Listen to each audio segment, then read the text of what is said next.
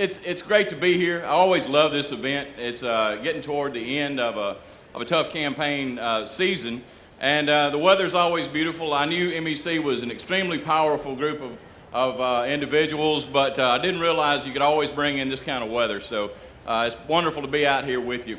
You know, I've served 2 terms as Attorney General.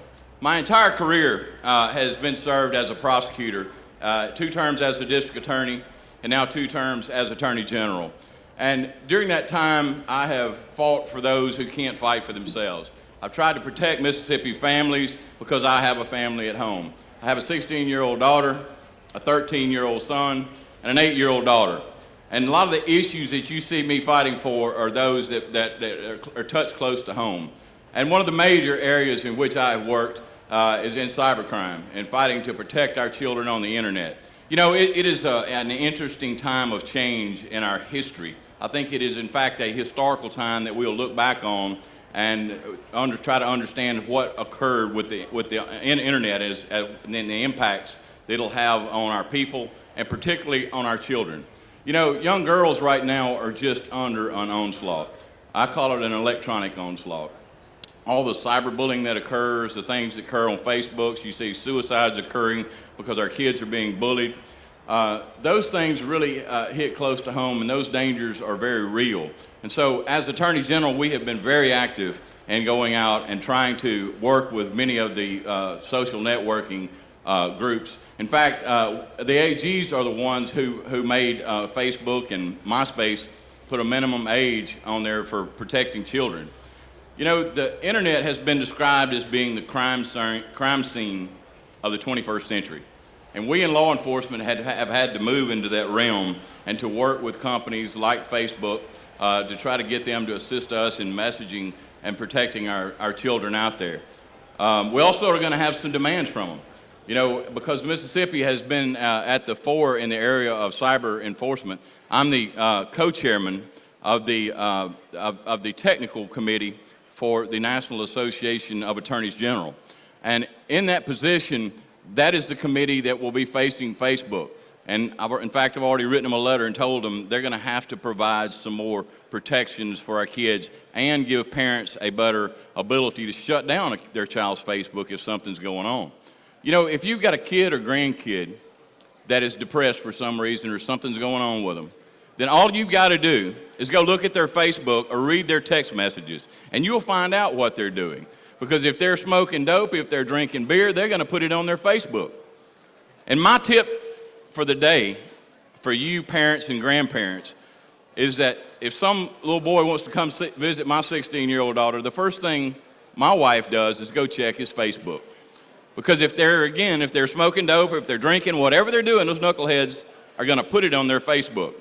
And so I encourage you in business that if you're checking out somebody, if you're hiring them and you operate a McDonald's franchise or whatever the case is, to go look at their Facebook because you can tell what's going on there. Unfortunately, there's a lot of bullying that's going on. Our girls are there again just under attack. So I'm going to continue the fight to work with Facebook to put more protections in for parents to get better access to law enforcement.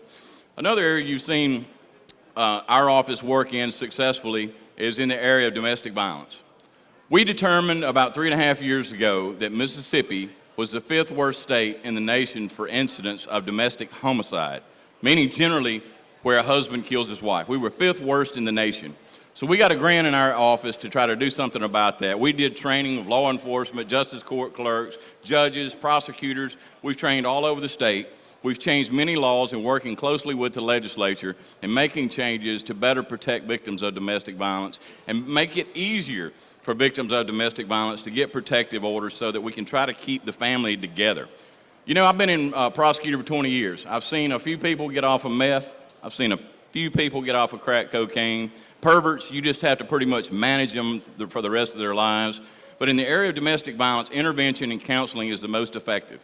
In fact, many of the shelters that have used this, they have like a 1% recidivism rate for those who go through that type of training and counseling on domestic violence. You see, it's learned behavior, and the statistics bear that out. There's a stat here. It's an astounding stat. 73% of little boys who see their fathers beat their mothers will do the same thing. 73% of little boys who see their fathers beat their mothers will do the same thing. It's almost automatic. It's learned behavior. It's not like you have a gene that says that you're going to beat your wife. So if it's learned behavior, we have found that counseling can change that.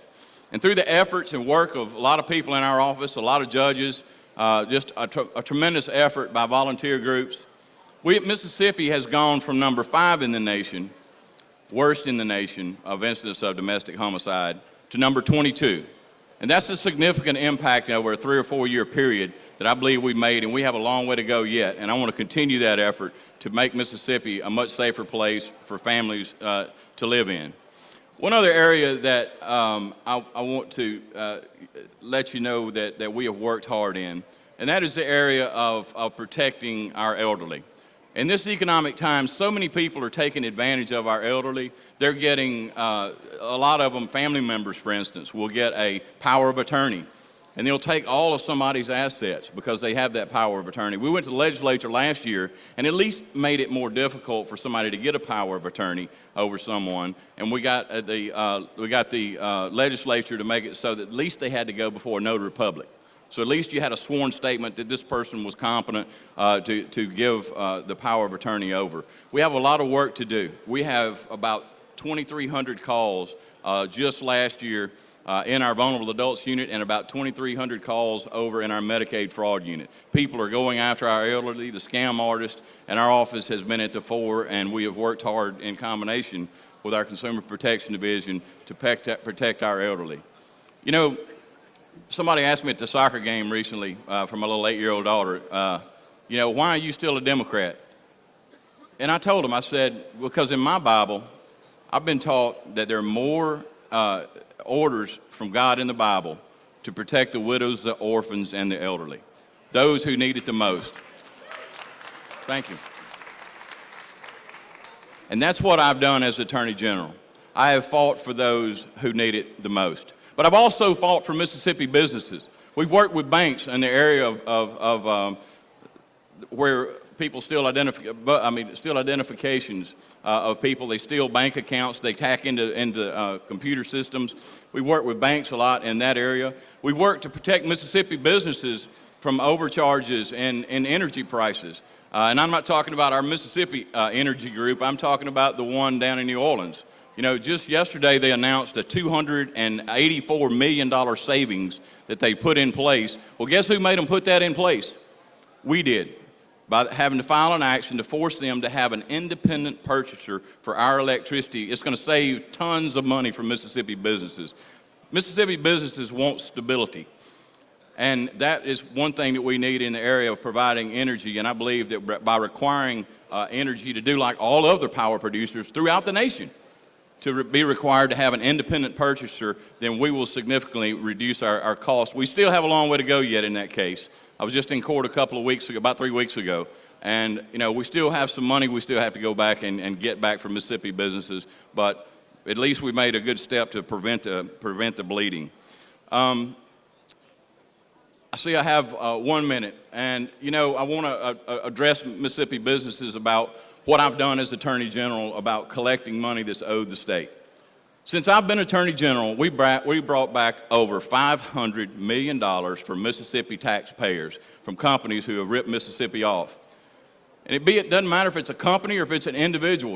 We just recently prosecuted about 10 or 12 of those who stole from Blue Cross Blue Shield in the Mississippi Insurance Department. And so we have made those go to the penitentiary. Our recommendations were anywhere from 10 to 15 years in the penitentiary, and most went for that period of time. We've enforced the law no matter what. We've worked with a lot of business groups and a lot of people out there to make Mississippi a safer place and a better place. Now, if what you want is consistency, with me, you see in our ads, what you see is what you get. It's not any flash in the pan. I've stayed steady. I've worked with Mississippi businesses, and I will continue to do so. I've never been a defense attorney. I've never defended criminals. I've been a prosecutor for 20 years. My dad was a prosecutor. You hear some people say, well, Democrats are maybe not as business friendly as Republicans are. What I find funny, though, is that the last 2 elections, when I've been up here, and I've told you that the only trial lawyer in this race for Attorney General. Last time was my opponent, and it is this time. My opponent worked for a trial lawyer firm down on the coast, and I haven't done that. I've been a prosecutor my entire career. I will continue to be a prosecutor, and I will continue to protect Mississippi families. If you have a family member in trouble, or you have someone who's stolen your identity, who you going to call? Jim Hood, Attorney General. I hope you'll continue to support me and vote for me. Thank you.